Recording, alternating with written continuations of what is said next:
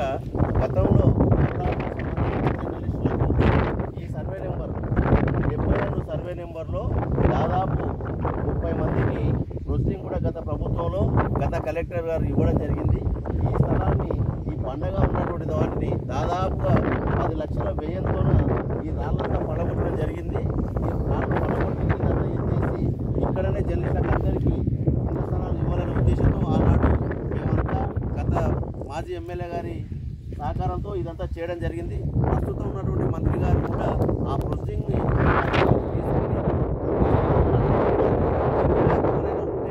Add చేసి ఇదే survey నెంబర్లో మాకు అందరికీ కూడా ఇండ్ల స్థలాలు ఇవ్వాలని రాష్ట్ర మంత్రి ప్రత్యేకంగా విన్నవించుకుంటున్నాము.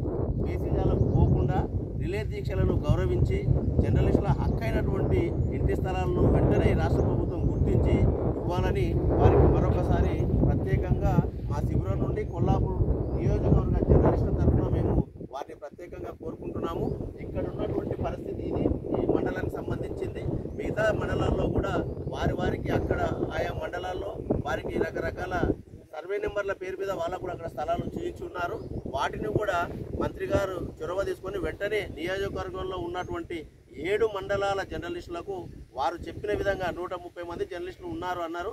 వారందరికీ కూడా వెంటనే ఇంటి స్థలాలు ఇవ్వాలని వారికి ప్రత్యేకంగా కోరుతూ విషయాన్ని